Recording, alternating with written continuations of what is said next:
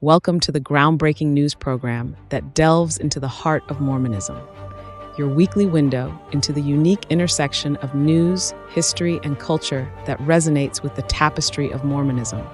So, whether you're tuning in from the heart of Utah or joining us from around the world, your favorite news program starts now, where news meets insight and the stories of our faith unfold.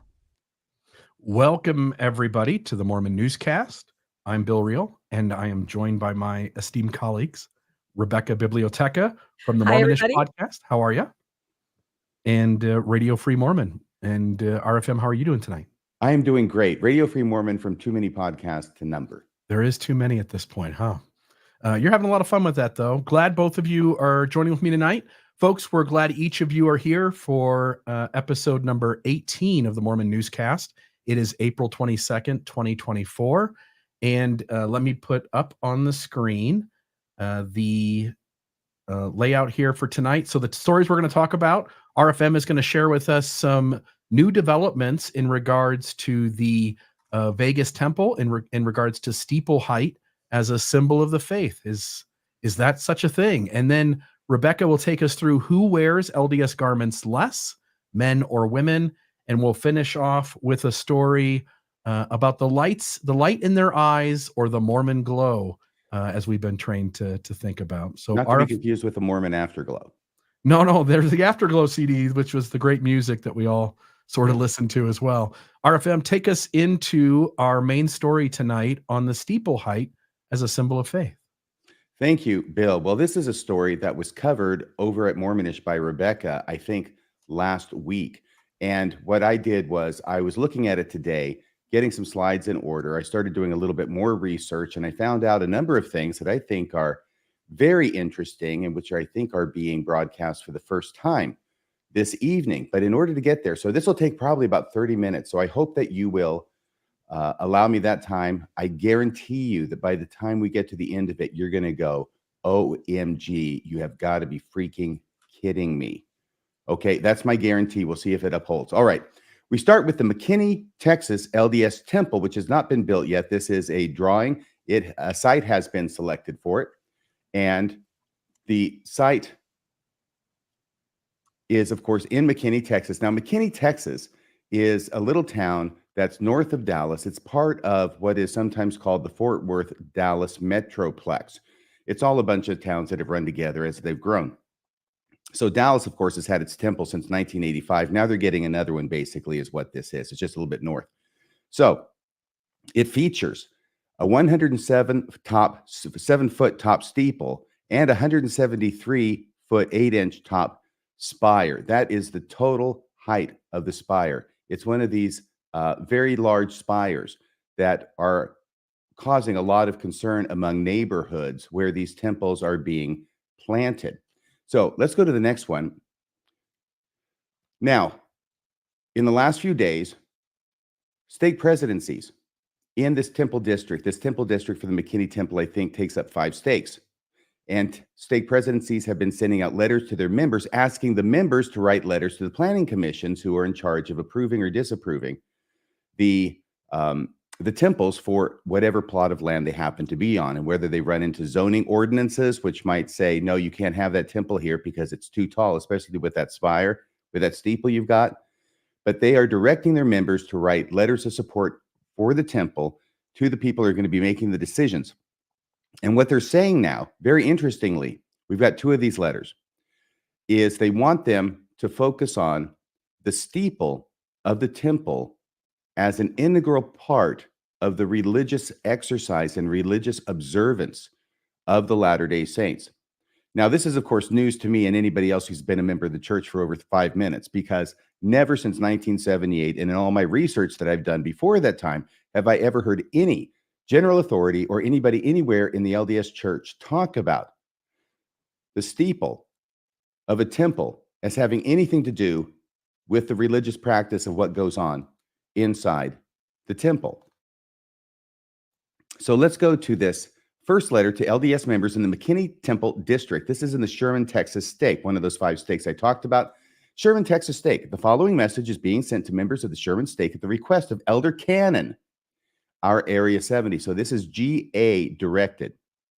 Brothers and sisters, we've been asked to help support the approval of the plan to build the McKinney, Texas Temple in Fairview, Texas by writing emails of support. We need the voting body to hear many voices of support with personal reasons why you want this temple here in our community. It doesn't have to be long. Brief is actually better. Be sincere and share from the heart, as long as you say the things that we want you to say. Okay, I added that part. We don't want these to seem scripted, because then it would look like it was an orchestrated effort, which is what it is. But we want it to not look like what it is in order to fool the people that we're trying to get to vote for us. Okay, next one. This is the next part of that same email. Please email the planning manager.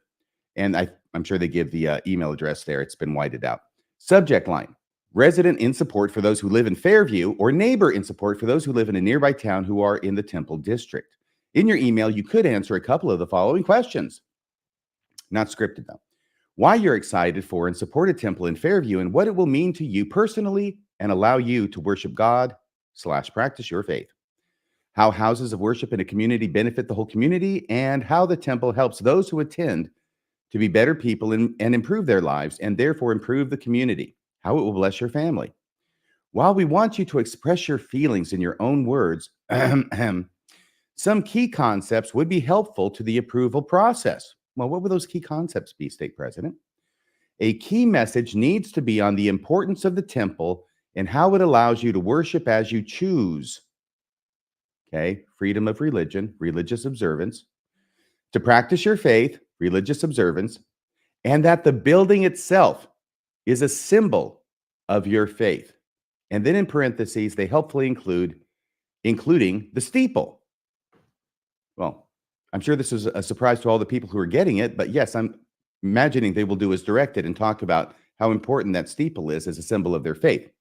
Now, if we go to the next one, which is going to be more explicit on the temple scene, the second letter to the LDS members in the McKinney Temple District, this from the Frisco, Texas stake. And here is their much lengthier email. Under the name the Church of Jesus Christ of Latter-day Saints, it says Frisco, Texas stake, Frisco stake family. It was announced recently that the Frisco stake will be one of 5 stakes assigned to the new temple district for the McKinney, Texas temple when it is built. This is exciting news for our stake. We have been asked by Elder Jonathan Cannon, same GA, our local Area 70, and the Area Communications Committee to send the attached letter to members of our stake. So once again, this is coming from above. This isn't being generated or thought of in the stake level. It's coming from higher realms of glory. We would invite you to read the attached letter and follow the inspiration and direction you receive by the power of the Holy Ghost. The temple is the house of the Lord, and he will guide us in our efforts to support his work here in our area. Thank you for your faith and support, Frisco Stake Presidency.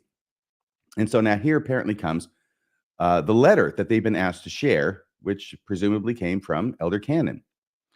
Going to the top of the middle paragraph, brothers and sisters, we've been asked to help support the approval of the plan to build the McKinney, Texas temple in Fairview, Texas by writing emails of support.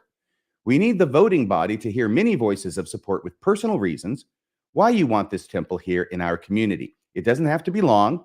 Brief is actually better. Be sincere and share from the heart. We don't want these scripted. That part sounds similar. We would invite you to email Planning Manager Israel Roberts in the following pattern. 1, subject line, resident in support. That's going to be the same as in the prior email. 2, in your email, you could answer a couple of the following questions. Why you're excited for and support a temple in Fairview and what it will mean to you. How houses of worship in a community benefit the whole community. And how the temple helps those who attend to be better people and improve their lives, etc. Now, at the top of the third paragraph is where things really get interesting. While we want you to express your feelings in your own words, some key concepts would be helpful to the approval process. A key message needs to be on the importance of the temple and how it allows you to worship as you choose to practice your faith, and that the building itself is a symbol of your faith, including the steeple, if you feel to be specific in that regard. Well, we'll be specific for you in the next paragraph. The height of the steeple is part of our religious observance. That's capital R, capital O, religious observance. The steeple is the temple's most distinctive architectural feature and serves no other purpose than to send a religious message. Steeples point toward heaven and serve the purpose of lifting our eyes and thoughts toward heaven. The steeple expresses a message of faith and devotion to God. By the way, these sentiments have never appeared to my knowledge in any conference talk or any church manual, ever. All right. If I'm wrong about that, please correct me. Please do not copy and paste these exact words and phrases in your messages. No, then it would look like we are orchestrating this. Please use your own as you prayerfully feel impressed to do so. At this time, the project will come for a vote by the Planning and Zoning Commission on Thursday, May 9th. We also would like to invite you to consider including the temple and the Fairview town leaders and residents in your fast this Sunday and on May 5th. So it looks like this was written the week before Fast Sunday in April. Thank you for your willingness to help prepare our community for another house of the Lord. I think that's a reference to the Dallas Temple from 1985. Tremendous for another house of the Lord, in other words. Tremendous blessings will come to us and our neighbors through our temple worship. If you have any questions, please feel free to contact Melissa McNeely at, and then whatever that was. Okay. So, including the steeple. By the way, I want to thank Rebecca for letting me pick and choose out of her slides that she used in her Mormonish presentation. It really helped. Not all of these are from there, and they're in a bit of a different order, but I couldn't have done it without you, Rebecca. You're the best. Including the steeple, that is a quotation from that prior letter. And this is what it says in highlight. The height of the steeple is part of our religious observance. The steeple is the temple's most distinctive architectural feature and serves no other purpose than to send a religious message. Steeples point toward heaven and serve a purpose of lifting our eyes and thoughts toward heaven. The steeple expresses a message of faith and devotion to God. Now, you may be wondering why it is, not only that I read it twice, but why it's in there at all, when we've never heard any message like that from any church leader in the entire history of the church, of which I'm aware. And the reason now has to do, first off, it's not true. All right. And when I joined the church in 1978, there were, I believe, 15 temples in the world. That's how much things have changed in the intervening years. But even then, out of the top 15, the first 15 temples, there were 3 that had no steeples. And those were Alberta or Cardston, the Hawaii Temple, and the Mesa, Arizona Temple. Those are all older temples, and none of them have steeples. Since that time, they have added 5 temples that have no steeples. Paris, France, Meridian, Idaho, Tucson, Arizona, Hong Kong, China, Lima, Peru. Okay, so they have a bunch of temples with no steeples. So this is really, really a bad fact for the LDS Church as it tries to convince its members and through them, the Planning Commission, that this is something that is part of the religious observance of Mormons, is having a big old steeple on the temple. Moving on from that, what I did was I wanted to go and find out why it was that this was going on. Now, Rebecca had already figured out that this has to do with a law that was passed about 25 years ago. It's a federal law. It is called the Religious Land Use and Institutionalized Persons Act. Yeah, that's a mouthful. So they abbreviate it to its initials, and it's like RLUIPA, which they call ARLUPA. Okay, it's the ARLUPA is the act. And instead of going to the entire act itself and reading through it, what I did was I located on the internet a Department of Justice synopsis of the act, which we have here. And it's an 11-page document. And the first 3 pages is the synopsis of the act. And you can see this was dated June 13, 2018, when the Department of Justice released this. And then it goes on to have Q&A about different elements of the act.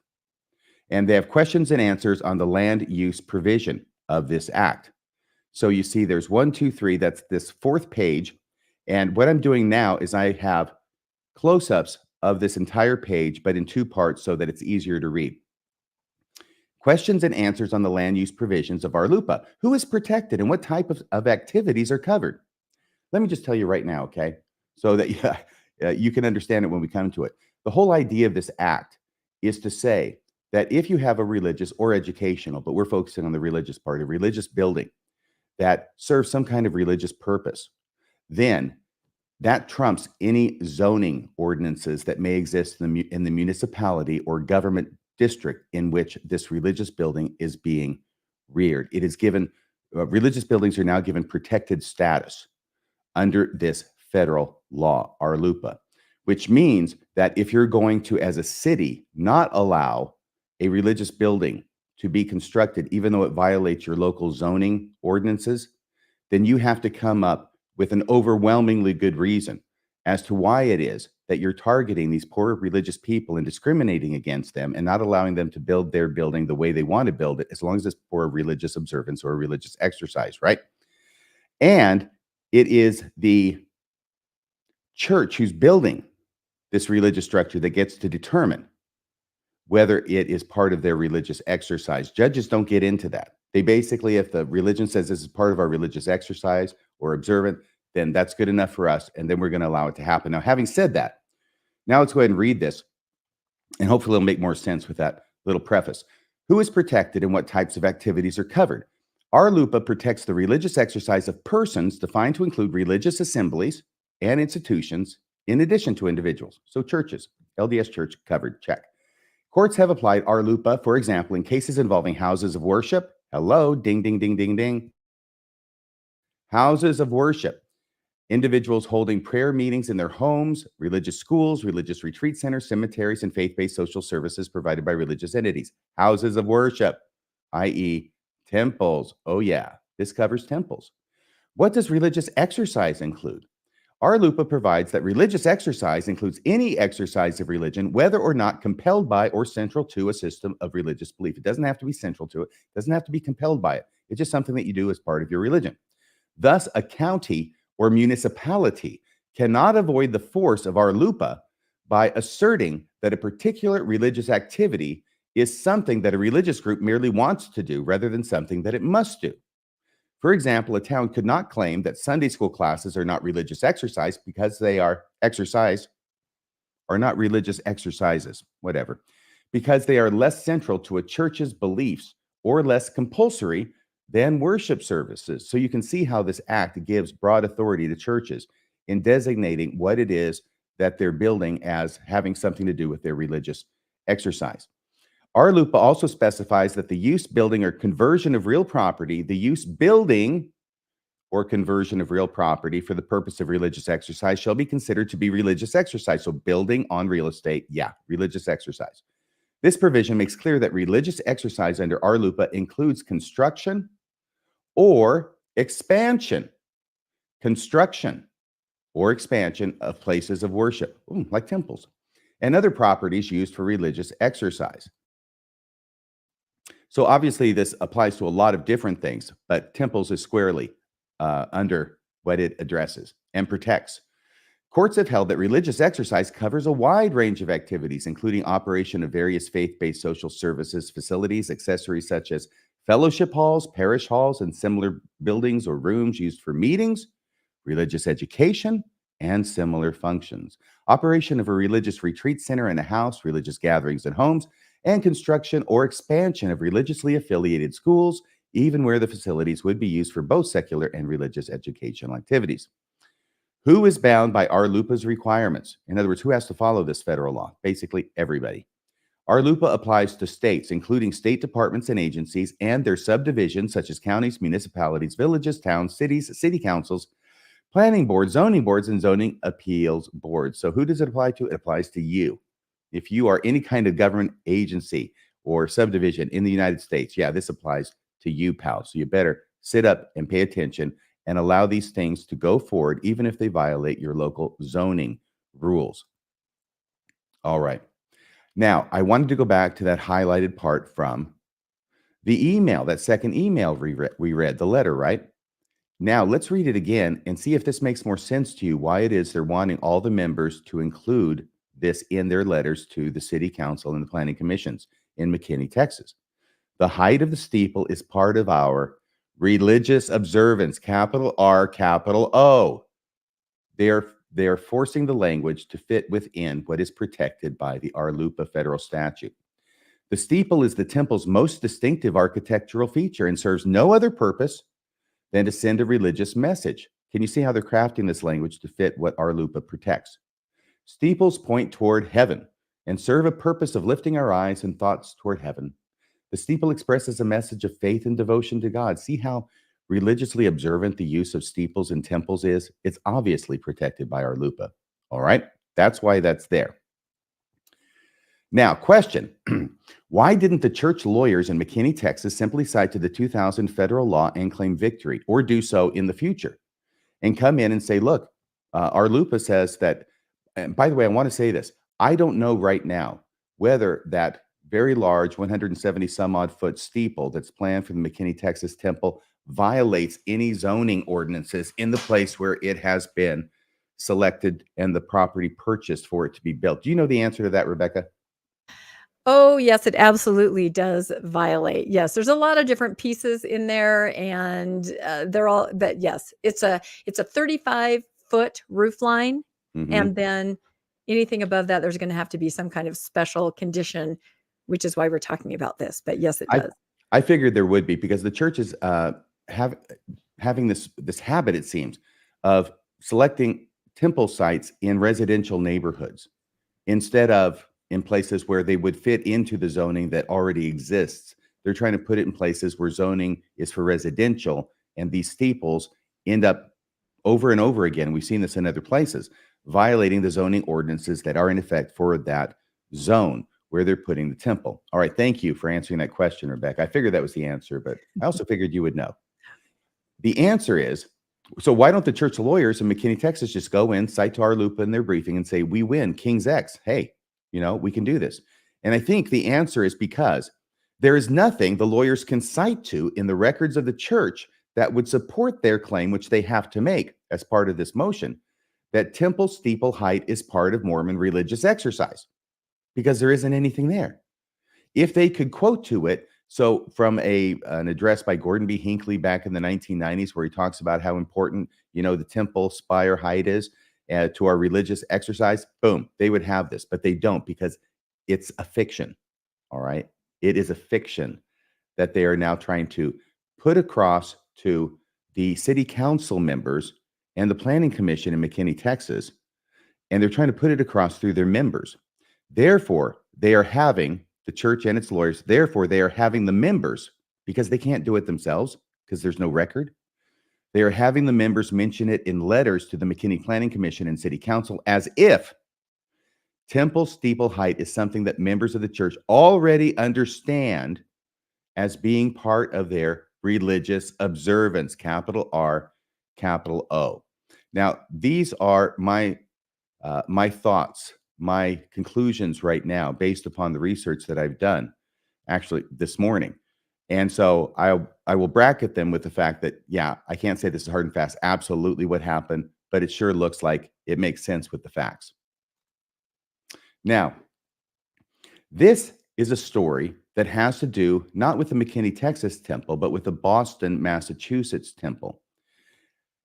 From many years ago, it was actually the 100th temple that was dedicated, number 100.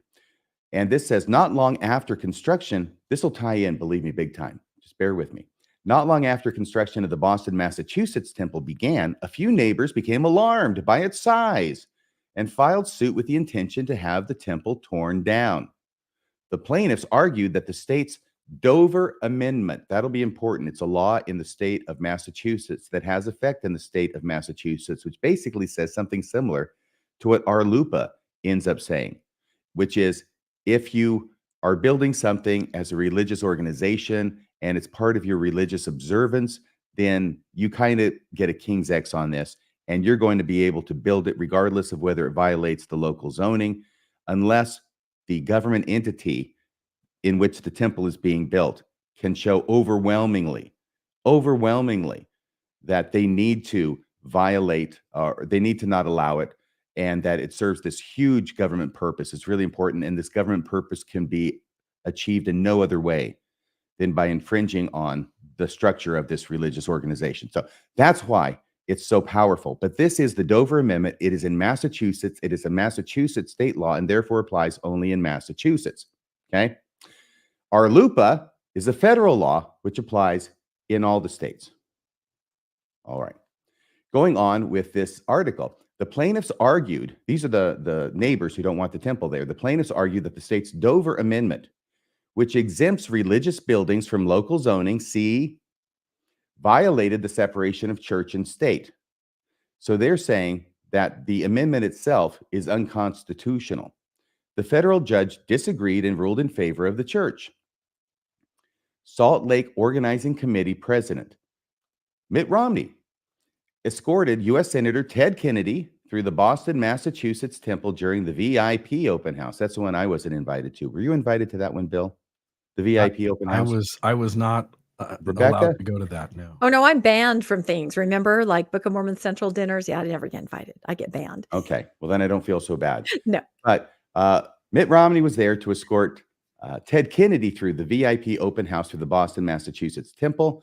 Just 6 years earlier, Romney had challenged Kennedy for his veteran seat in the Senate in a heated race many considered too close for comfort. The Boston, Massachusetts temple was dedicated without a steeple.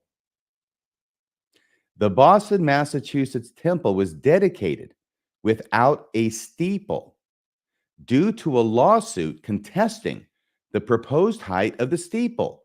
My, how history repeats itself. The church eventually won the case on appeal, and the 139-foot steeple was added about a year after the dedication. Elder Lawrence C. Dunn, the first president of the Boston, Massachusetts temple, passed away just hours after the court's ruling that the steeple could be added, so at least he died happy. All right. Now, that made me wonder, when the heck was the Boston, Massachusetts temple dedicated? Because I don't have all these facts just rolling around in my head, but fortunately, there's a thing called the internet. So I went on this website dealing with the Boston, Massachusetts temple, and here's what it says. The announcement was made 30 December 1995. The groundbreaking and site dedication was 1997, and the public open house was from 29 August to 23 September of 2000. So the construction went into 2000, and then it was dedicated without the steeple, which would be added a year later. So right now, just remember 2000. If you can remember September 2000, so much the better. That's when it was dedicated, the Boston, Massachusetts temple. If we go back to this Department of Justice synopsis of the ARLUPA statute, I just want to point out a couple things here, okay? In the first paragraph, Congress passed ARLUPA unanimously in what year? 2000. Is that a coincidence? I don't know. President Clinton signed it into law on September 22nd, 2000, which ironically happened to be the next to last day of the open house for the Boston temple, because it went through September 23rd, 2000, remember? So right here, yeah, right there. 29 August to 23rd September 2000. These are happening at the same time. And who was it who sponsored this bill? Let's look at the third paragraph. As ARLUPA's Senate sponsors, Senator Hatch and the late Senator Kennedy said in their joint statement, I don't care what they say in their joint statement for purposes of this. What you need to know is that Senator Orrin Hatch, along with his good buddy, Ted Kennedy, and I'm not saying that facetiously, they were famously like the odd couple, but very different viewpoints politically, but they seem to enjoy each other's company. So it's not surprising they did this together. But what we have to understand is that in the year 2000, Orrin Hatch, along with Ted Kennedy, I'm suspecting this was led by Orrin Hatch, and Ted Kennedy threw in for his friend to make it bipartisan. It passed unanimously because of that. Comes up with this ARLUPA statute, which they put through Congress, and it gets passed and made law in the year 2000. Okay, next part. Now, I'm still focusing on Orrin Hatch. Orrin Hatch is a senator from Utah, United States senator from Utah, who served for a long period of time, distinguished career. But there's another United States senator, by the way, in case anybody doesn't know, Orrin Hatch, yeah, he was a Mormon, okay? Famously, he was a Mormon, and he was a faithful, observant Mormon, unlike Harry Reid. Harry Reid was much more liberal, and Orrin Hatch was much more conservative and much more likely to do what it was that the church wanted him to do. There's another senator, a United States senator who served also at this time. His name is Gordon Smith, and he was a United States senator from the state of Oregon. And sometime after he had stopped serving as a senator, and I'm not exactly sure when this happens. Okay, it's sometime after the Iraqi war started. But Senator or former Senator Gordon Smith, whose face is right up here, he presents to the Council of the 12 Apostles in Salt Lake City. And I have 3 clips from this. By the way, I have to give a shout out to Mormon Leaks, who obtained this in some way and then released it. It's available on YouTube because of their efforts. But this is remarkable because what we find out from this is that this U.S. Senator, Gordon Smith from Oregon, considers it his highest duty as a senator to promote the interests of the LDS Church. And the first clip is of somebody that we don't see a lot of in recent weeks, Elder Ballard, since he's passed away now. But Elder Ballard gets up and he introduces not Senator Gordon Smith, but another guy whose first name is Ralph. And Ralph has the position of being the liaison between Salt Lake City and the church leaders and Gordon Smith's office. He's the one who carries the messages back and forth. So here is in the first clip, Elder Ballard introducing Ralph the liaison. Then the second clip is Ralph the liaison talking about his experience with Gordon Smith and Gordon Smith's office. And the last clip, and these are all just a couple minutes long, if that much, is Gordon Smith himself talking about how it is his most important duty as a senator to promote the interests of the church. Do we have the first clip there, Bill? Yep. So here we go. Brethren, we're honored to have with us today Senator Gordon Smith and Ralph Harding. These two brethren have performed marvelous work for public affairs and for the church in general. And it's a privilege to have them here. And we've asked Ralph if he would introduce our wonderful senator. I'm so pleased to have you with us. And now I'll turn it over if you two brethren like to come up. Then Ralph, if you'd introduce the senator, we'd appreciate it. Okay, so that's Dear brethren, I have known. So sorry. Sorry, Arfim. It said to go to timestamp 50 seconds. Oh, well, go ahead. I'm so sorry. Go ahead. I interrupted my own timestamp. That's okay. Senator Gordon Harold Smith, now a youthful 56 years of age, since he was a boy of 2, when his parents, Mylan D. and Jeff. So that was it. Yeah. Okay. So thank you. By the way, it did have a card on the front. This is alleged to have happened on February 18th, 2009 is when this took place. Okay. So that's the date on this. So we've got Elder Ballard introducing Ralph, who's the liaison. The second clip is now Ralph, the liaison, going to be talking about his experience dealing with Gordon Smith's office. And the word and expression church broke enters the lexicon. In the Senate. Gordon became a skilled legislator and of greatest importance to this council today and in this sanctuary.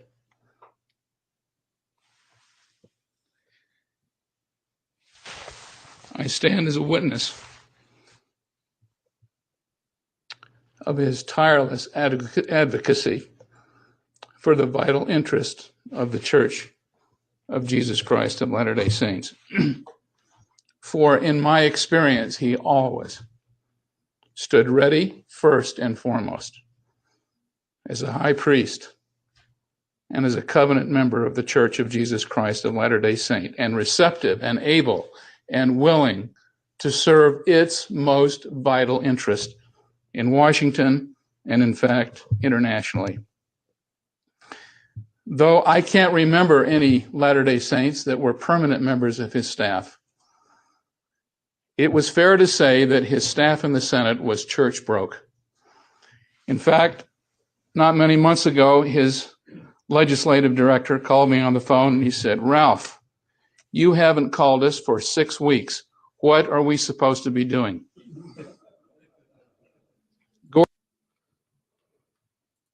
Okay, so the next clip, by the way, for any of you who are not familiar with the United States system of government, a senator is a representative from the state that they are elected in. And they're supposed to represent the interests of the citizens of the state that they're elected in, which in his case is Oregon.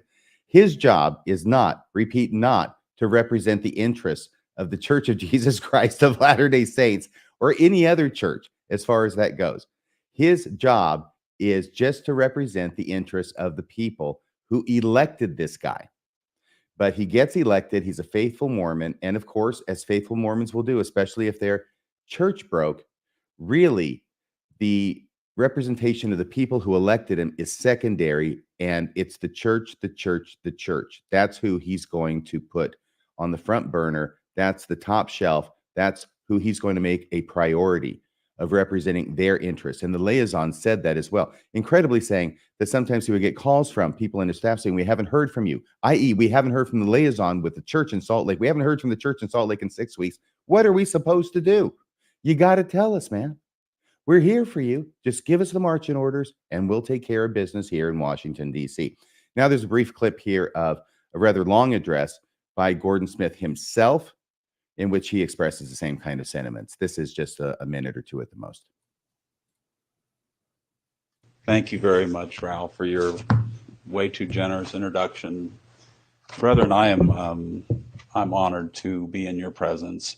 My parents, Mylon Smith and Jessica Udall, raised me with a fundamental principle, and that is to follow the brethren. And so while I'm somewhat accustomed to speaking with United States senators and even presidents of the United States, I stand humbly before you because I know who you are, and I know my covenants, and I know the role that you play in this world in building the kingdom of God in Caesar's world. That's the title that I used as an address to your Public Affairs Committee the other day. Yes, building the kingdom of God in Caesar's world. That's his catchphrase and the title of an address he gave just the other day. And he's going to quote a little bit of it. And he goes on and on for quite a bit and then answers some questions from the apostles. Okay, he's totally on board. This is Senator Gordon Smith from Oregon, who is church broke and will do whatever it is that the church tells him to do. So now we go to the next slide, Mr. Reel, and we ask the question, are we to believe that Senator Orrin Hatch was any less church broke and any less willing to do the bidding of church leaders than Senator Gordon Smith? That's my question. If that were Harry Reid up there, the answer might be different, but I think it's pretty clear what the answer is when you put in Senator Orrin Hatch. Of course, he is just as church broke and is willing to do whatever the church tells him to do, which may indeed lead into why it was that he was a sponsor of this ARLUPA federal act in the year 2000. All right, let's go to the next slide. And I asked the question, is it possible that the Religious Land Use and Institutionalized Persons Act, ARLUPA, of 2000 might just as well have been called the LDS Boston Temple Steeple Waiver Act? Because I've got a feeling that it just may be that in spite of the language of the act and how it applies to all sorts of different religions, which it must in order to pass constitutional muster itself, that the specific reason that this was sponsored by Senator Orrin Hatch was in response to a direction that he got from Salt Lake City that had to do with paving the way for the Boston Temple against public discontent and public action against it, and also its steeple. So let me flesh that out just a little bit. This is the heading of the case that went up to the Massachusetts Supreme Court, not the U.S. Supreme Court. I make that distinction because something will go up to the U.S. Supreme Court here in a little bit. Not this case, but it's Arlene Martin and others versus the corporation of the presiding bishop of the Church of Jesus Christ of Latter-day Saints. Is 434 Mass 141. That's the title. You can find it in the volume and page. And it was, I think, argued January 12, 2001, but the ruling was issued May 16, 2001 in Middlesex County, and it talks about those who were present. Those are the justices. I read the article. I read this opinion. Critically, this opinion does not mention ARLUPA. Now, it doesn't mention ARLUPA because what it bases its decision on, which is in favor of the church. And that's why the church gets to build its steeple, though it's a year after the building itself was finished and dedicated without the steeple. This is why they get to build the steeple, is because of this opinion. What they ended up doing, let me go ahead and read this. The ruling granted the church's claim to have a temple that violated the zoning ordinances under the Dover Amendment. Once again, that's the Massachusetts law. In Massachusetts, which, similar to the federal law passed in the year 2000, made a religious building essentially exempt from zoning laws if the structure involved a religious purpose. Hence, the 2000 ARLUPA, the federal law, essentially made the Massachusetts Dover Amendment into federal law applicable to all states, including Massachusetts, but not just Massachusetts. And I hope that this is clear enough, because what follows, I think, is very interesting. This is the Dover Amendment, which I obtained from Wikipedia. The Dover Amendment is the common name for Massachusetts general law, and I put in there passed in 1950 because I saw somewhere else when I was doing my research, and I believe it's correct that the Dover Amendment itself is as old as 1950. This law exempts agricultural, religious, and educational uses from certain zoning restrictions by limiting what zoning requirements apply to land and structures that hold these uses. The Dover Amendment makes it easier for these uses to build structures to serve their needs. The Dover Amendment allows many developers to build facilities that are substantially larger than zoning laws would ordinarily allow, or which would be considered inappropriate by some for the neighborhood. In other words, the non-Mormon neighbors who don't want this temple going up in their neighborhood with a spire that goes halfway to the sky and shines all night long. Okay, that's the Dover Amendment in a nutshell. And you can see how similar it is to those provisions of the ARLUPA statute that we went over earlier.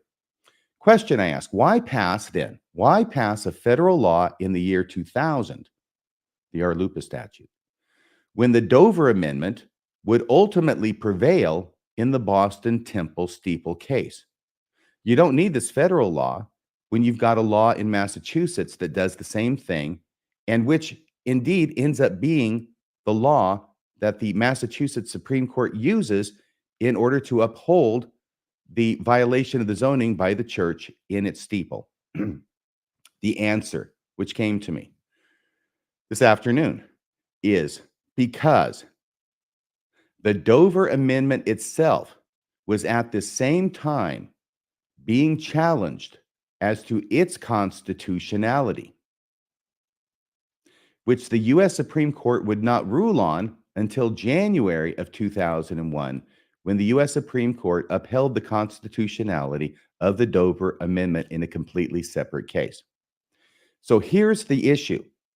If the church goes forward based upon the Dover Amendment exclusively, which does apply in Boston because it's a Massachusetts statute, and if they put all their eggs in that basket, and then in the separate case, which is challenging the constitutionality of the Dover Amendment, if the U.S. Supreme Court says, sorry, the Dover Amendment is unconstitutional, we're striking it down, now the church is screwed in Massachusetts because it doesn't have any law to rely on in order to have its temple built in violation of the local zoning ordinances. Note, if the Massachusetts Supreme Court had not ruled for the church and its temple steeple based on the state's Dover Amendment, it would have been compelled to reach the same conclusion based on the 2000 federal law sponsored by Senators Orrin Hatch and Teddy Kennedy. So this is a plan B. If indeed the Dover Amendment, and everybody knew it was being challenged because, you know, it takes years for a challenge to a statute to win its way up to the United States Supreme Court. So they know it's being challenged and it's on its way to the Supreme Court. If it had been struck down, then the backup plan is to have Orrin Hatch and Teddy Kennedy propose and sponsor federal legislation, which would do the same thing in Massachusetts as well as in all the other states of the Union. It would give that same kind of protection to any kind of religious building, as long as it is being used for something that has to do with religious observance or religious exercise. As it turned out, they didn't need to have that because the Dover Amendment was upheld by the U.S. Supreme Court, and therefore this ARLUPA statute doesn't appear in the Massachusetts Supreme Court opinion ruling in favor of the church and the church Temple Steeple. All right, now all of this gets summarized here in an article which is in the archives of the Church News from May 19th, 2001. This is right after the Massachusetts Supreme Court ruled in favor of the church. And if you look in the background there, they have a picture of the Boston Temple without the steeple. That's what it looked like. It was completely done except for the steeple, which had to wait for a year in order for it to be permitted to be added on because of this case in Massachusetts. So Church News Archives, 19 May 2001, Boston, Mass.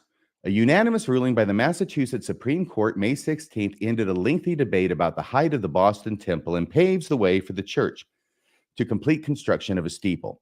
Quote, the church applauds the decision of the Massachusetts Supreme Judicial Court, said Dale Bills, church spokesman.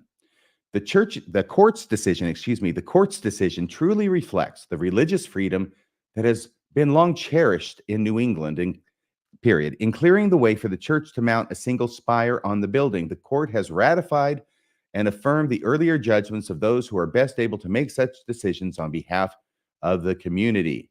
Yeah, you always say nice things about the courts when they rule in your favor. They're really smart when they rule for you. When they rule against you, they're dumb as bricks.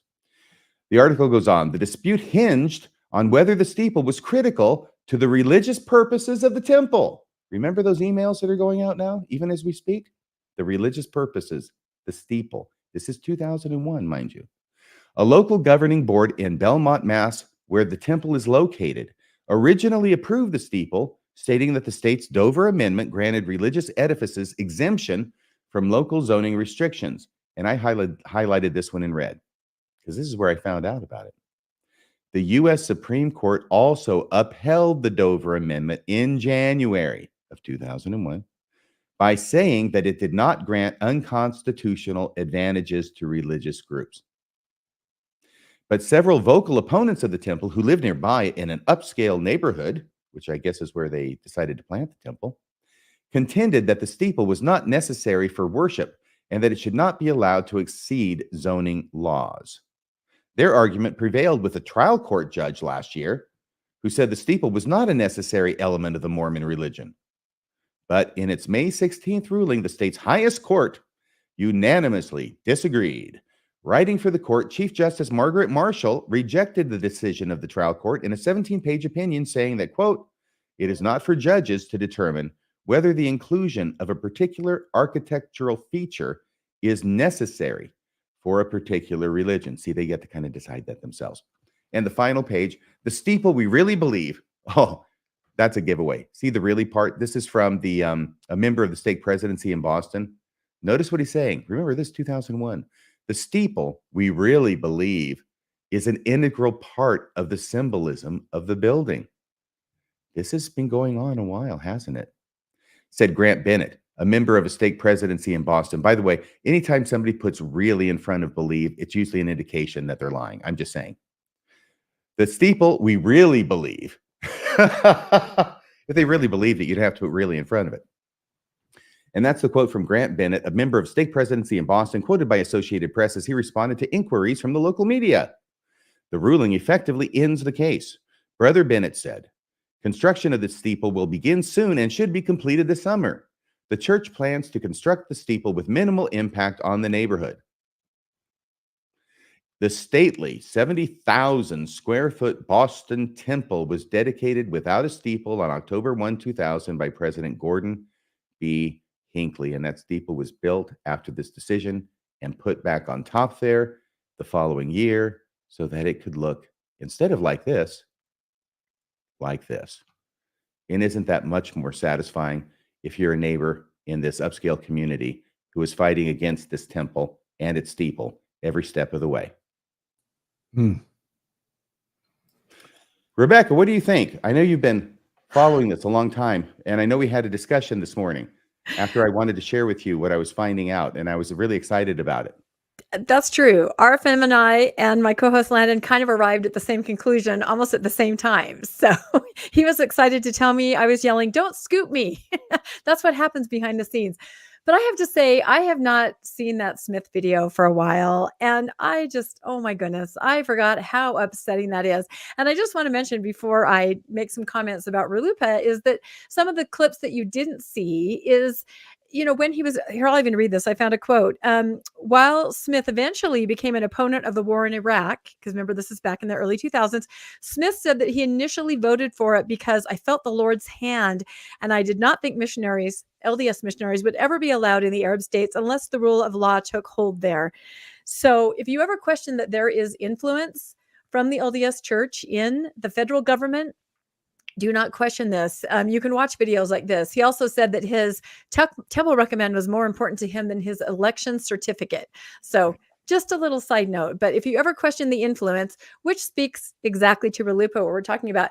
And I will say the first time that I ever sort of became aware of this, so my co-host Landon and I on Mormonish have been sort of temple watchers for over a year now. One of our viewers about a year ago, maybe even a year and a half, it's been a long time, reached out to us from Cody, Wyoming, and said, there's something going on here with the LDS church and some residents in a temple. And we thought, what's this? Let's find out more. So we started working with the residents in Cody, and maybe some of you have seen our different podcasts that we've done over the last while about this. But the first inkling that I had of this RLUPA is one of these residents who was fighting to have the temple relocated. Again, we need to say it's not, don't build a temple at all.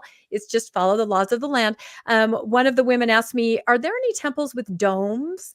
And I thought that's a very interesting question. Why would you want to know if there were any temples with domes? And then she explained to me that they were, threatening the city council and the town to sue using this RLUPA, saying that the steeple that they wanted to put on the building there in Cody was exactly what they're saying here, an integral part of their religious worship. So of course, my co-host Landon and I, we gave them a whole list of temples that have domes, and they were able to kind of do a little workaround with that. And their attorney was very smart and was able to do some things to maneuver there. But I feel now, interestingly, flash forward, we started working with Heber, sort of the same kind of thing. Now here we're working with the residents in McKinney and also Lone Mountain. And here in McKinney, to see those letters and to see them try to backdate this idea that the height of the temple has always been part of our religion, we know exactly what they're trying to do. I think they were tipped off in Cody, and now they're like, that's not going to happen to us again.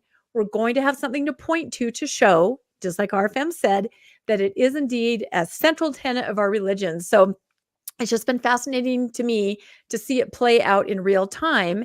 And I'm very glad that people like RFM, people like it was very funny when my co-host Landon realized it was Ornat. She was like yelling, you'll never believe who it is. And I think that's how you felt today too, that there were three senators that were Mormons that had sponsored this. So again, the message is, if you don't believe there's influence in the federal government from the very powerful Church of Jesus Christ of Latter-day Saints, these are perfect examples of it. And thank you for all that explanation and due diligence, RFM, because it's very complex, but it's important to understand, especially for those residents in Lone Mountain and Heber and Cody and McKinney, who we salute you and what you're doing. I have to say, I know a lot of you are watching tonight, and we absolutely admire you. You are amazing people. Yes, and hopefully some of this research may be of some benefit in your efforts to have the LDS Church follow the law and abide by the zoning ordinances in your community, and not use a fictionalized defense in order to subvert those zoning requirements and build the temple anyway. Yeah. A couple thoughts. So one, as you pointed out, it's a strange coincidence that at the exact same time they're doing the temple open house of a temple that they're not allowed to put the steeple on, there are laws being passed at the federal level by Orrin Hatch, a faithful Latter-day Saint who's always indicated by his outward behavior that he is loyal to the church and to the brethren. That's just, it seems like almost too strange of a coincidence to be a coincidence. Number two, folks in the chat, because we have folks watching who are not members of the church but are following this story closely, there were 3 or 4 people who asked what church broke means. The easiest way for me to relate it would be if you were to capture a wild stallion horse, who that horse wants to do whatever the hell it wants to do because it isn't broken. When you break a horse, you essentially break its will so that it does what you want it to do. And when people in the church refer to being church broke, specifically politicians, what they are doing is showing their hand and letting the church know, I will do what you tell me to do. I'm church broke. So there's that. Next, in the original letter, they said to talk about the temple and how important it is, and that some of you should mention the steeple. It would have seemed too orchestrated to have everybody mention the steeple, and they know that. So they just wanted a certain percentage of people to mention the steeple. And when leaders tell Mormons to do something, good Mormons will do it. And so they knew that a certain number of those letters would come in mentioning the steeple. And then the last thing I will say, as a member, I'm not anymore, but as at one time a member of the church, all in, temple recommend holding, faithful, all believing Latter-day Saint, if the church had not told me to mention the steeple and had given me the meaning, I would have never, ever, ever, and nor would anyone else. You could have surveyed 1,000 Mormons, and if none of them were told to mention the steeple, none of them would have, because the steeple is simply not part of any piece of Mormon theology in my entire time in the church. And I've read practically every book on Mormon theology coming out from the church. It doesn't exist as far as I know. Great comments. Thank you so much for those, Rebecca and Bill. So that completes this story. What's next up on the block, Bill? Yeah, let's turn the time over to Rebecca, and she's got a story on garments, but a little twist on what we've covered in the past few weeks. Things may not be as you think they are on the Wasatch Front. Garments in a twist. Let's hear about it. Garments in a twist. Why didn't I think of that title? And I know we said week after week, okay, that's enough garment coverage. We will not, how ironic, garment coverage. Yeah, sorry. That's enough garment coverage. We're not going to talk about them again. For heaven's sakes, we're not going to make another thumbnail with garments on it. Right, Bill? But again, this data and this story came out, and I felt I really could not let this go by without mentioning it. And you'll see why. So this was an article in the Religion News Service, also picked up by the Salt Lake Tribune by the wonderful Jana Reese. And the title of the article is, "It's not just young women who have a problem with Mormon temple garments, it's young adults, period." And the subtitle is, "An LDS church leader recently said that garment rules were getting stricter because of the laxity of young women." If we remember that, we reported on this a couple of weeks in a row. It was the young women and their yoga pants, maybe some old women like me who wear yoga pants, that were causing the problems and not wearing our garments. Well, this is not exactly the case, as we're about to find out. So Jana Reese, who wrote the wonderful book, The Next Mormons, takes a lot of surveys of active LDS members and puts out a lot of data, crunches a lot of data, makes a lot of graphs, which really gives us a little bit of a snapshot of how things really are. So the article talks about this change in the Temple Recommend interview questions, which we have covered here on the newscast. So from about 1976 to 2019, the instruction in the Temple Recommend interview was, are you wearing the garment day and night? And again, for those that are watching that aren't LDS, a Temple Recommend interview is when you go in and talk to a leader and they ask you questions about your faith and make sure that you're following the tenets of your faith, what you're supposed to be doing. If you do, you're allowed into the temple. So the rule was night and day. In 2019, something amazing happened. They took that language out of the Temple Recommend question, and instead it said, do you keep the covenants that you made in the temple, including wearing the temple garment as instructed in the endowment?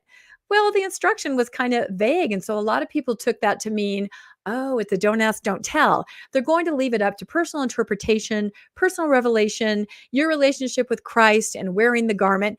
And a lot of people started to, because for some people, it's very uncomfortable to wear garments, especially women. A lot of people started saying, you know what, I'm going to wear it on Sunday only, or maybe I'll wear it when I go to the temple, but not every day. So that went on for a couple years. And I believe some leaders took notice, especially notice of yoga pants, right? And so all of a sudden, last week, we got the word that the language was going to change. We got the word a little earlier, but it officially changed on Wednesday, April 17th.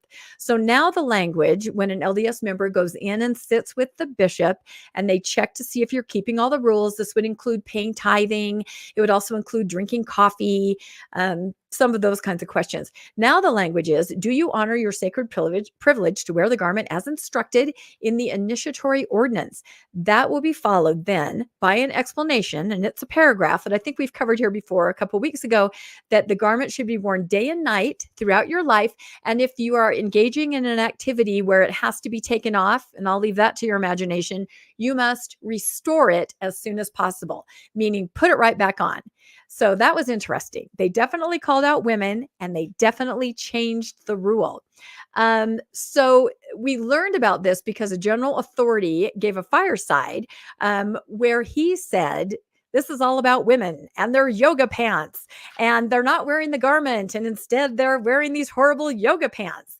And I put this picture up here because I thought only RFM would recognize it. This is Professor Harold Hill from the Music Man. And I thought, it's just like this. We've got trouble in Salt Lake City. That starts with T, which rhymes with G, which stands for garments, right? We have it. Go ahead, finish the next line, RFM. That was great. Remember, my friends, listen to me because I passed this way but once. Uh-oh. Now we're just going to go the rest. No one else knows what the hell we're talking about. You and I will talk later. So, but anyway, it's a big problem. He definitely raised the alarm about this garment problem, and he specifically called out young women. And we're going to find out this is not the case. This is targeting, I believe, which is why I really needed to cover this article today.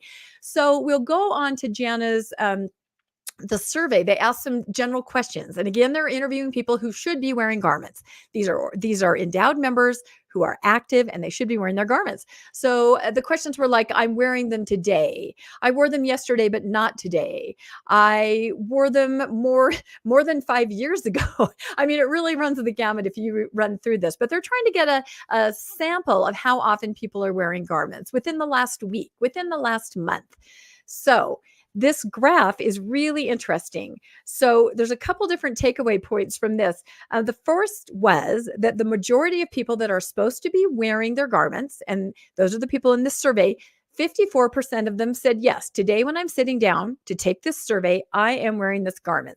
So the article makes that sound positive, but I'm like, only 54%? Of people that are supposed to be wearing their garments every day said they were. And you can look at this graph and you can see after that percentage every day, then it kind of, never, once a month, it's all over the gamut. But I guess you can say a very small majority of people do agree they're wearing their garments that day. They do wear them every day.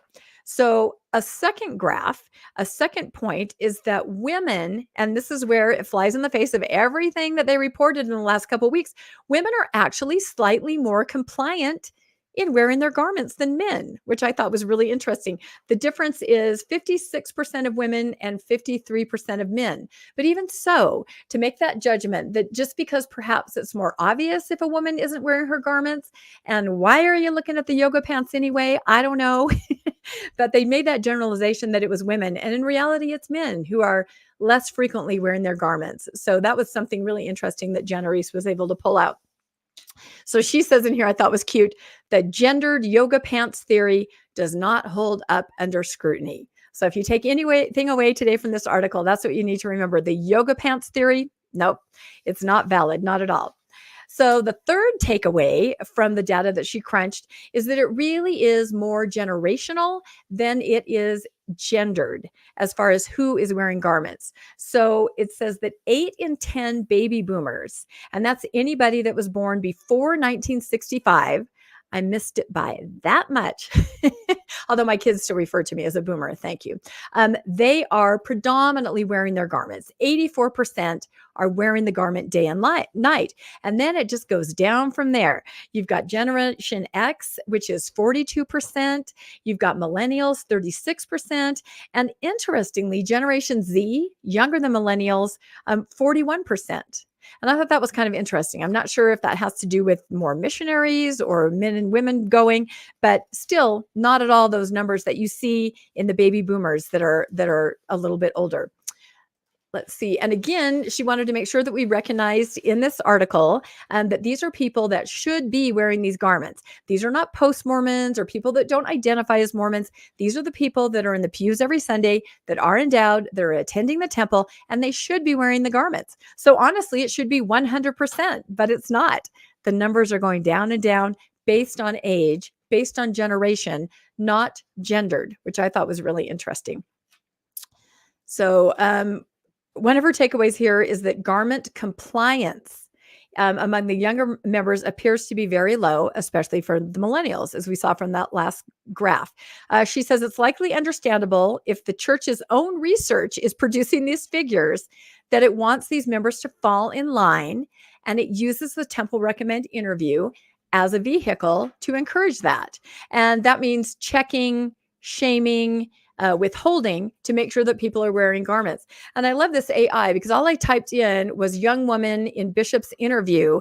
And I think it kind of got the Mormon look right here almost exactly right, which I know Bill's going to talk about later. I was going to say, based on the next story, that's exactly what we're looking at. That's what I'm saying. AI went out and found that. So I was pretty impressed. It's pretty dang accurate. If you've ever sat in the very back of an LDS chapel during sacrament meeting, which I always did all my years, that is what you see. So anyway, so the point of this is just that wearing garments is a way to keep people back in line, keep them in the system, keep them on the covenant path, keep them talking to their leaders and making sure that they're doing everything they need to do. Let's see. So she says, kind of in closing, but in the next Mormon data, at least, there is no reason to single out women as instigators. And then she says, I know we have, as Latter-day Saints, have a long history of projecting our cultural anxieties onto women's bodies. Hence, somebody just saying, it's you women in yoga pants that are doing this. It's not. It isn't at all. It's a choice. It's not a gendered choice. It's actually a generational choice. And then she says, no amount of yoga pants shaming will change the fact that a majority of middle-aged and young adult members seem unenthusiastic about garments, men as well as women. So that's what the data shows, which I thought was, extremely interesting and pretty much the opposite of what we've been reporting on, and just kind of took at face value for the last couple of weeks. So then I thought I would kind of reach out on social media and see what some people were saying. So I made some posts and got some information back, and I'll have to paraphrase at the end because this little thing covers it. But one person said, it makes you wonder if the revised policy is based on empirical data or an anecdotal data of some church leaders hanging out at Starbucks in Draper. I'm not going to argue with that. If it were empirical, I can just see the data analysts sweating. In addition to checking for garments, we collected data on other variables. Those include breast augmentation, Botox, hair highlights, eyelashes, extensions, and Lululemon clothing. We observed that all these factors were highly correlated with not wearing garments. And then the supervisor says, let's just jump into all these variables and roll it all into one, yoga pants. So that might have been the workaround that they did. But they're watching and trying to figure out, why aren't the younger generations wearing garments? I think it seems pretty self-explanatory. I thought this one was great too. It seems like priesthood leaders blaming women wearing yoga pants was just typical Mormon sexism raising its head again. And then another comment, why am I not surprised about this? And they say they've been shaming women since 1820.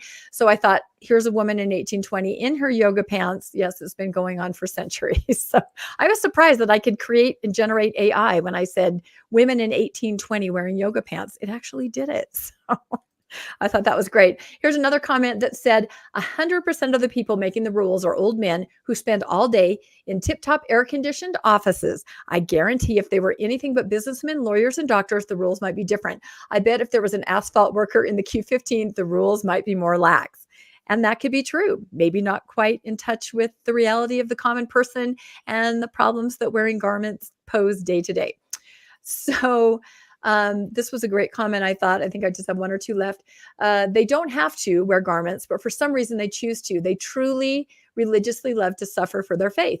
This is the main reason we are unlikely to see major changes to garment policies. It is intended to be unpleasant and a means of binding people to the church through shared suffering and socially odd practices. The true believers are not blindly obedient. Rather, they revel in their own discomfort and sacrifice in this crazy way. So I thought that was a really good observation. The one I thought was probably really, really true. I thought this was great. Mormons will never be considered mainline Christians with this fascination over garment wearing them, not wearing them. They are creepy. And I've had that thought before too. And this is an interesting collection that I kind of put together. A Mormonish podcast is going to do an episode on the history of garments. I know that either RFM or Mormonism Live did one a couple years ago that was really good, but it used to be that you would order your own garments. You could call the Salt Lake Knitting Store and they would design garments, that fit you perfectly, tailor-made, LDS garments. And they have some pictures here. I'm not sure why this child is wearing garments. I guess it's a mommy me kind of a thing, but that's kind of interesting. And these are some pictures of the history of garments. You have some of the early ones. They had a collar because when Emma and Eliza and some of the other women were designing it, they didn't have any buttons and no way to fasten it. So it has a collar and it has string. No symbolism, just simply didn't have buttons. So take that.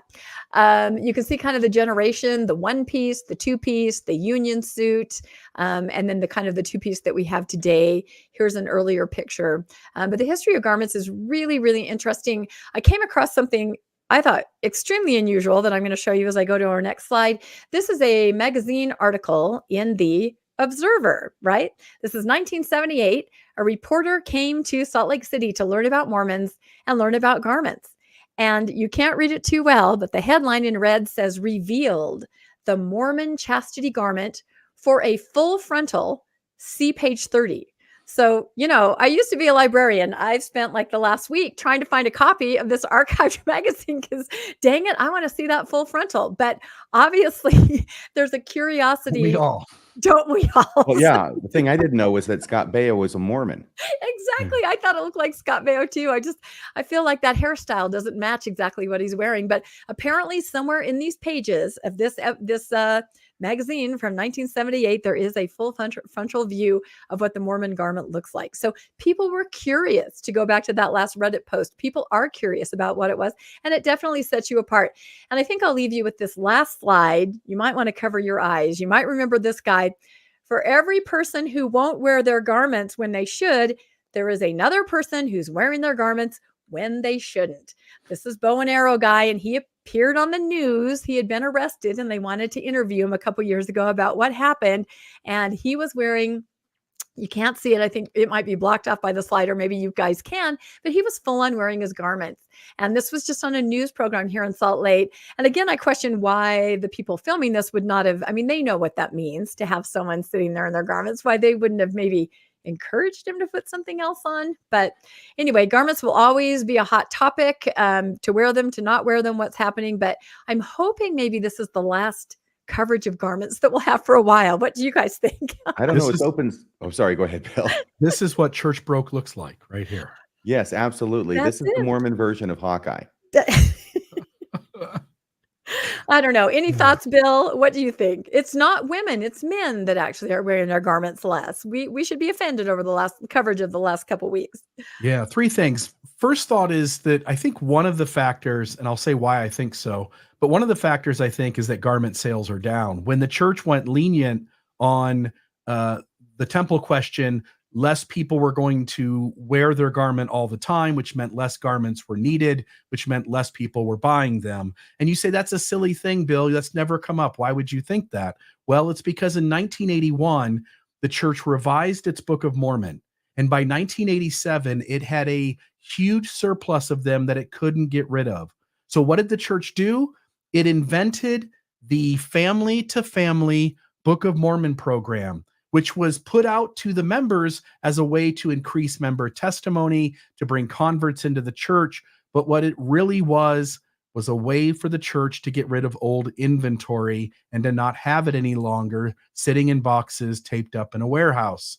So the church was able to get rid of all of its old inventory of Book of Mormons. It often says something on the surface when underneath it has a different motivation for doing so. And I'm not convinced that garment sales aren't down for that reason. Number two, you mentioned the wearing of the garment is a sacrifice. It is. One of the things that high demand fundamentalist religions do is a mechanism called costly signaling. You put a burden on members so that when they are living the faith, they are able, because it costs something, to signal to members around them that they are willing to make that sacrifice and to signal this thing that is costly. So it might be the time and resources, it might be tithing, it could be going every Wednesday night and Sunday to the church to carry out a calling. But garments are one of those things that you are signaling that you are willing to be weird and odd to the non-members. That when you go to the doctor's visit, when you're in the locker room at the YMCA, you signal to everyone that I'm willing to take some embarrassment or discomfort because that's what it means to me to be a good Mormon. And that also plays into the idea of being church broke. You have been convinced that you will show in a multitude of ways that you will make your will susceptible to theirs. Like you will cave in to what they want you to do. Number 3, and my last thought was, you showed the picture of the kid. That might have been a baptismal outfit, but I will say, living here in Southern Utah, of the fundamentalist groups, the kids wear garments too. So the kids in Colorado City and in, I believe, Centennial Park, their clothes are from their wrist all summer long. In Southern Utah, where it's 110 degrees, 113 degrees out, they wear long button-down plaid shirts from their wrist, and they wear jeans down to their ankles. And it's been confirmed to me that not only do the adults in these systems wear garments, the children do too. And so there may be something to early church history where the kids also wore them. I don't know that. But anyway, those are my 3 thoughts. RFM, what do you think? Well, one of those thoughts was mine, which had to do with that picture in that church-sanctioned newspaper and ad with the little kid wearing the garments. And I was wondering if the question you asked about that little kid might bear fruit being pursued, because I am thinking the same thing that Bill was thinking, that perhaps at that time in church history, they did have little kids who were not, well, to my knowledge, were not eligible to go to the temple to get their endowment, but they're still wearing their garments. And I think that would be an interesting line of research. Second thing had to do with the yoga pants theory. I do not know how much research went into this conclusion by church leaders that women were more breaching the garment wearing mandate than men were. Okay. I don't know how much research went into that, but I can tell you that by simple observation, it is easier to tell when a woman is not wearing her garments than when a man is not wearing her garments. For instance, right now, you could not tell by observation whether I am wearing my garments or not. You could not tell by observation whether Bill Reel is wearing his garments or not. But you could tell by observation whether Rebecca Biblioteca is wearing her garments or not. And I expect the people who are doing the observing are predominantly, if not exclusively, male. And therefore, they're simply going off what they're observing. And yoga pants may indeed be a part of that observation. So that was just a thought there. And the third thing also kind of went along with what Bill said about this idea of you do something as part of your religious observance that is sort of a sacrifice. It's not easy. It's not necessarily comfortable. Obviously, garments we wear today are much more comfortable than right when I joined the church, when they were just segueing out of the one pieces into the two pieces, thank goodness. And I wore one pieces for a lot of my mission. And let me tell you, one pieces and riding bicycles in hot Japanese weather, especially if it's nylon, not a pleasant experience. So I'm just thankful for the two pieces. But even so, not necessarily the most comfortable thing, sort of like John the Baptist in the New Testament, who wore his garments, which were made of camel's hair. So, yeah. And there's a long tradition in the Middle Ages of religious individuals wearing garments, sackcloth, that are specifically designed to be very uncomfortable, and that they wore those as part of their religious sacrifice and observance. Garments are not as bad as sackcloth. At least they're not made out of burlap, as far as I know. But I think it falls under the same kind of line of reasoning. I'm sorry, Bill, what? Weren't the original garments unbleached wool? I think if I'm not mistaken. So I can't imagine how scratchy, how hot, and again, a major area that Mormonism thrived in the 1800s was St. George, Utah. And again, it's super hot down here. I will tell you, just having anything that's made out of wool next to my skin, I don't like it. I don't do it. It's uncomfortable. Yeah. Like a scarf, something like that. Yeah. Won't do it. Yeah. Any other thoughts from you, Rebecca? No, I just thought that was really interesting. And like I said, perhaps an end to garment reporting and garment watching for a while. We'll see what happens. There we go. And we'll finish off, folks. Thank you to both of you for your stories. We'll finish off tonight with a story from social media where a video was released by a content creator where she suggested that Mormons tend to look alike. And so we'll play that one now. Whoop, let me do that.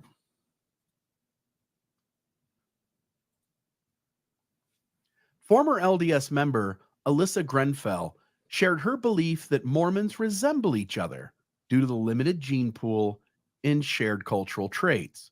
Her video went out on February 15th of 2024 and went viral and has garnered upwards of 2.5 million plus views.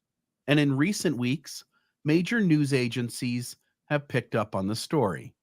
Grenfell suggests that the faith's placed importance on temple marriage limits most Mormons to marrying within the faith, and hence a limited gene pool, and has led to distinctive physical appearance among members. And such seems to be true, as research suggests Mormons and non-Mormons can point out Latter-day Saints when presented the faces of random people. And they do so at a statistically significant mark of 60% of the time, with a study indicating that both Mormons and non-Mormons are able to identify Latter-day Saints based on quote-unquote skin texture. The Deseret News, as well as the YouTube channel Ward Radio and others, got in on the action, defending the church, pointing out that such isn't a limited gene pool as much as it is the collective practice of the faith's members to not drink alcohol, use drugs, or get tattoos, and that such leads to an appearance that stands out as more likely to be Mormon. Various factions of Mormons do in fact look the same. One need only look to a few examples to see how various factions of Mormonism encourage or impose congruity, assimilation, and fitting in. But it should be noted that believing members have been taught to assign a specific reason to their ability to discern who is Mormon and who isn't. Numerous LDS leaders and the leaders of other Mormon factions, as well as the messages in LDS correlated curriculum and the LDS scriptures themselves, describe the countenance of one who is true to the faith and that it will be different than that of others. James E. Faust of the First Presidency even went so far as to say that it is the light in their eyes when he said, quote, "Those who truly repent receive the Spirit of Christ and are baptized into this church unto the remission of their sins. Hands are laid upon their heads, and through the priesthood of God, they receive the Holy Ghost. It is the gift of God unto all those who diligently seek him, and as Parley P. Pratt characterized it, the gift of the Holy Ghost is, as it were, joy to the heart and light to the eyes," unquote.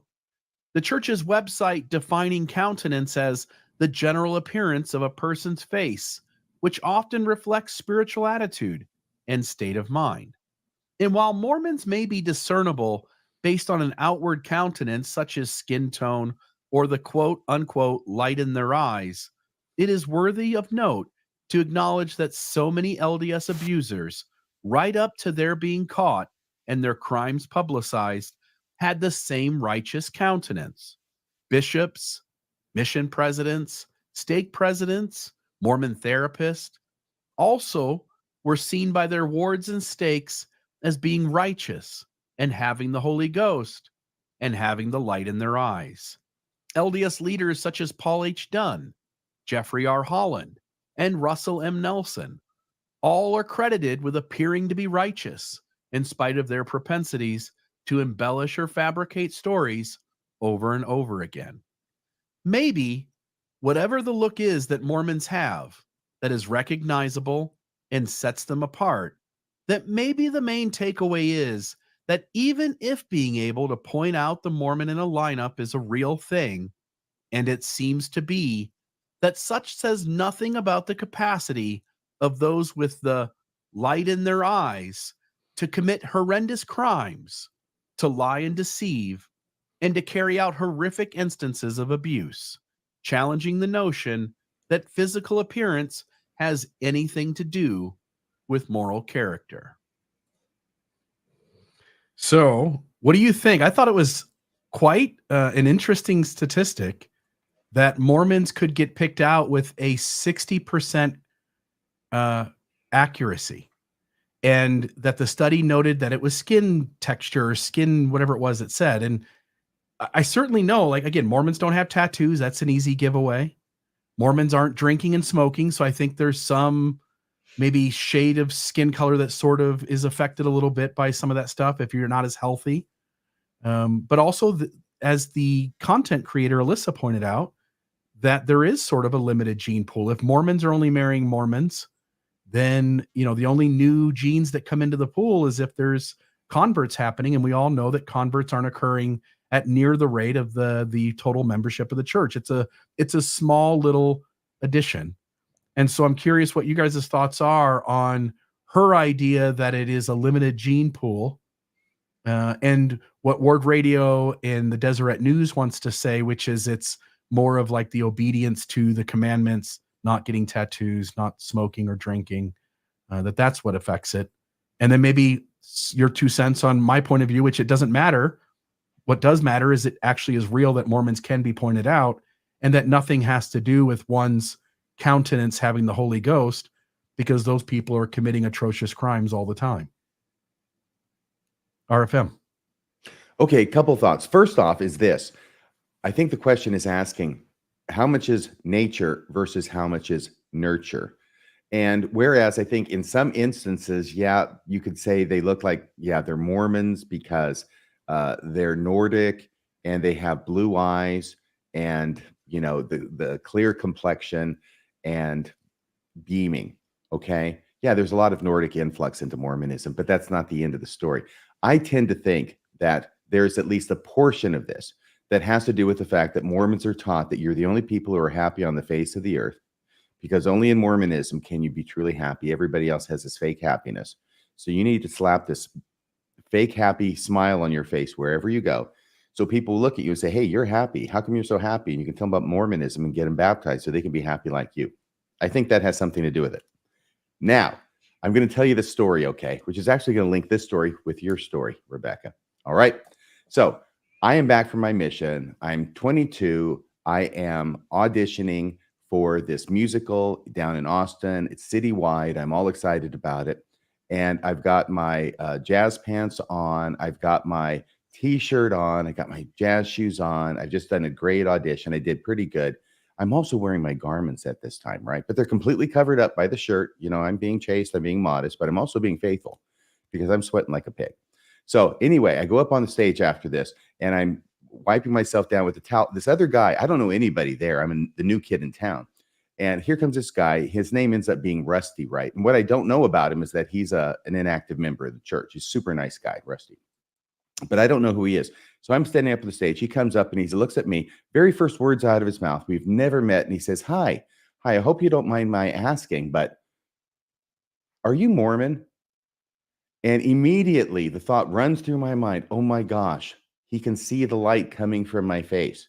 He can see it beaming from my countenance and my eyes. And so I try to say as humbly as I possibly can, because I know what the answer is going to be. Why, yes, I am. How did you know? And Rusty looks at me and he says, well, Mormons are the only people I know who wear T-shirts under T-shirts. Right. Costly signaling. True story. Yeah. Rebecca, your thoughts?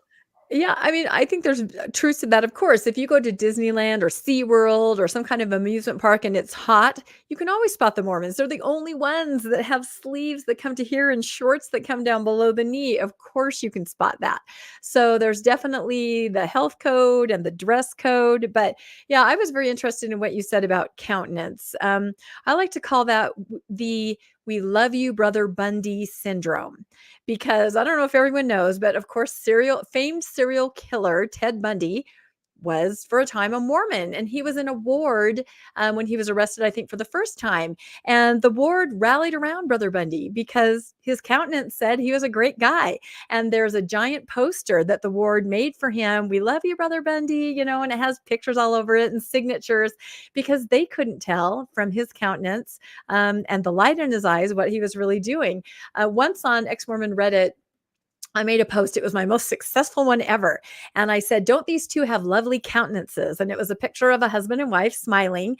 And I said, just a few years later, they would go on to kidnap Elizabeth Smart. And it was Wanda Barzee and it was David Bryan Mitchell. But from their picture, they looked amazing. They looked, they were wearing Wanda's clothing. They had a smile. They had a light in their eyes. So as you say, Bill, that doesn't necessarily mean anything. However, it's often used against people that have stepped away from the church. I think we've all heard this many times.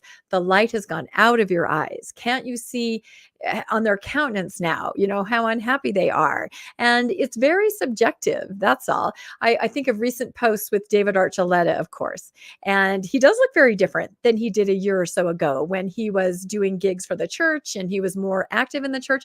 And you read some of the comments and sometimes they say, "Oh, look at him now," but I look at him and I see a real person, where before I saw somebody that maybe didn't look so happy and maybe, had another life that he was meant to go live. So I don't know. It's, again, it's very subjective and it's open to interpretation, but I feel like, and I'm in the heart of the Utah County. So of course I always assume everybody's a Mormon, but there's definitely a look and a demographic. And it can't just be that everybody uses the same, Botox facade. Yeah, I'm kidding, of course. But it is interesting. What do you think, Bill? Honestly, is there a skin texture? I thought that was the strangest one because I don't know how you would really gauge that. I think that, I'm sorry, my dog's back there barking. You're a cute puppy. I think if you were to line up 100 people, I could take a pretty educated guess at who the Latter-day Saints are. Yeah. And I think it's partly what RFM said, which is there's going to be a certain fakeness to the happiness of some of those folks, but they're going to be clean cut, of course, no tattoos. There's just going to be certain things. Just again, the shorts running below the knee would be a dead giveaway. But I think I could, with a decent amount of accuracy, again, not necessarily 80% or something, but 60% is statistically significant. I think I could do that for those reasons. Again, no beard, by the way. Mormons are taught that no facial hair. So the men are going to be, for the most part, clean shaven. I think there's ways to do it. And I think it has nothing to do with righteousness. And the moment a Mormon argues that it has something to do with righteousness, there are 1,000 examples of Mormons who got fooled by other Mormons who were leading completely corrupt lives, including the leaders of the church who make up, fabricate, and embellish stories continually. So, anything else? And including all the people with who sell people in Utah on their affinity fraud schemes and their state presidents and whatever, and they're so righteous that they buy in, they mortgage the house, they put 2 mortgages on the house, they go all in because this guy is righteous because of his position, because of his possessions, and because of his countenance. Yeah. By the way, did you notice that one of the pictures, Joseph Bishop was the front center one at the end? But did you notice Thomas Monson Jr. over to the side? I did, actually. Yeah. He was looking down. He seems It's an interesting story, folks. You ought to Google it. Yeah. Mrs. Bottomley. That's the other word you'll want to use, is Bottomley, as you do that search. But anyway, great stories tonight. I really appreciate it. By the way, I made a mistake early on. I mentioned the Las Vegas temple because they're dealing with the same sort of issue. And I thought this was an update on their situation. It seems like the church is building temples nobody wants in their area all over the country at this moment in time. And so I think it was great, RFM, for you to help us see the trick that's being played so that the folks in those communities can at least have a heads up. And Rebecca, I think that garments are one of the mainstays of how Mormons demonstrate that they are in on the faith. And I think while this story has sort of run for a month, I think it's really important to Latter-day Saints and those out of the faith to understand the updates of what's going on there. So I appreciate both of you. Rebecca, what's going on in the upcoming week or so with the Mormonish podcast? Oh, let's see. On Mormonish at 6 p.m. Mountain Time Tuesday night, we have an episode about the Granite Mountain Vault, the secret, super secure, one of the top 10 most secure locations on the planet. I'm not kidding.